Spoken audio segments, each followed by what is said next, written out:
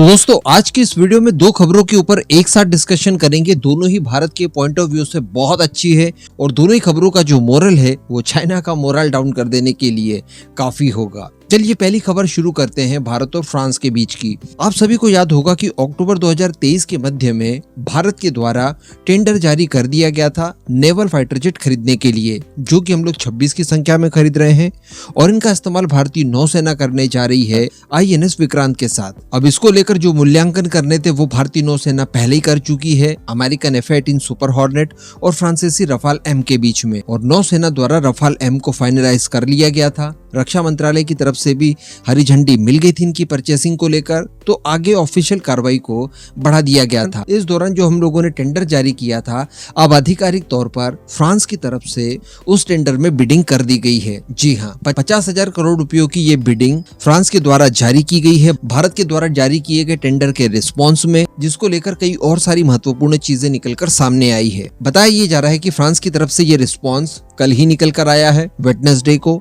और इस प्रस्ताव में बताया जा रहा है कि 22 फाइटर जेट सिंगल सीटर होंगे, तो वहीं पर 4 रफाल M ट्विन सीटर होने जा रहे हैं, जिनसे कि भारतीय नौसेना के पायलट्स को ट्रेनिंग वगैरह दी जाएगी। हालांकि ये भी कॉम्बैट में इस्तेमाल किए जा सकेंगे, इस बात को ध्यान रखिएगा। इसके साथ साथ दोस्तों बताया जा रहा है कि ट्रेनिंग की पूरी व्यवस्था भी इस पैकेज में शामिल है, साथ ही हथियार शामिल है, यानी जो हथियार रफाल M में इस्तेमाल किए जाएंगे वो सारे हथियार। इसके अलावा मैं एडिशनल आपको बता दूं कि इन रफाल M में शुरुआत से ही स्वदेशी निर्मित हथियारों का भी इस्तेमाल किया जाएगा। इसके साथ साथ सिमुलेटर है, जो जरूरी स्पेयर पार्ट्स वगैरह हैं, इन सभी चीजों को पैकेज में शामिल किया गया है। तो इस तरह से इन सारी सुविधाओं के साथ 26 रफाल M भारत को दिए जाएंगे फ्रांस की तरफ से, जिनकी इस समय कीमत फ्रांस की तरफ से 50,000 करोड़ रुपए रखी गई है। तो पहले सारी चीजें स्पेक्यूलेट की जा रही थी और अब सारी की सारी चीजें ऑफिशियल हो रही है। तो आने वाले कुछ ही समय में यानी 3-4 महीनों में फाइनल इस डील को साइन कर लिया जाएगा, क्योंकि इस दौरान हम लोग थोड़ा सा नेगोशिएशन करने की कोशिश करेंगे,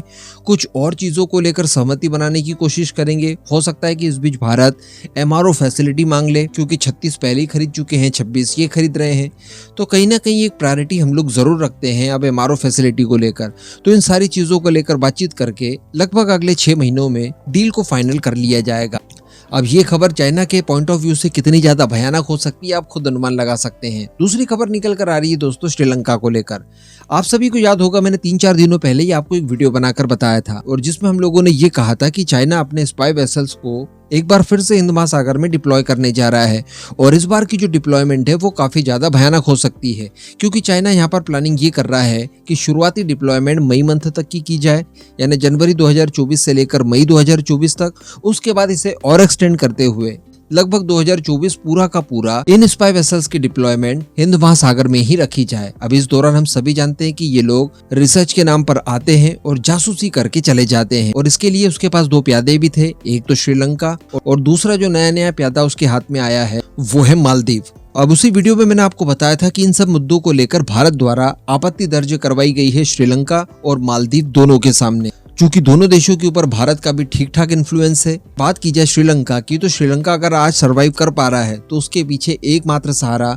भारत ही है। आने वाले समय में भी कई सारे कमिटमेंट हम लोग कर चुके हैं उसको लेकर, अलग अलग कई सारे माध्यमों से उसे लगातार सहायता भी दे रहे हैं। तो यहाँ पर श्रीलंका द्वारा भारत की बात माननी ही थी, इस बात की संभावनाएं पहले ही हमें दिखाई दे रही थी। इसके अतिरिक्त आज से कुछ महीनों पहले श्रीलंका द्वारा इस प्रॉब्लम को लेकर डिटेल में भारत से डिस्कस भी किया गया था, और उन्होंने कुछ नए प्रोटोकॉल्स तय करने की बात कही थी, जिसके जरिए इन फ्यूचर जब भी कोई स्पाई वेसल्स आएगा तो उसको लेकर इस बात को सुनिश्चित किया जाएगा कि वो आजू बाजू के किसी भी पड़ोसी देश के लिए तकलीफ पैदा ना करे, और उन सब का ध्यान रखकर ही किसी स्पाई वेसल को श्रीलंका के जल क्षेत्र में आने दिया जाएगा। अब इसको लेकर खबर निकल कर आ रही है कि श्रीलंका द्वारा अगले 1 सालों के लिए इस तरह के किसी भी स्पाई वेसल को अपने जल क्षेत्र में घुसने या फिर डॉक करने की अनुमति चाइना को नहीं दी गई है। यानी श्रीलंका ने स्पष्ट कर दिया है कि पूरे साल 2024 में आप किसी भी तरह का स्पाई वेसल श्रीलंका नहीं भेजेंगे, इसकी अनुमति हम आपको नहीं देते। तो ये भारत की एक बहुत बड़ी विक्ट्री मानी जाएगी,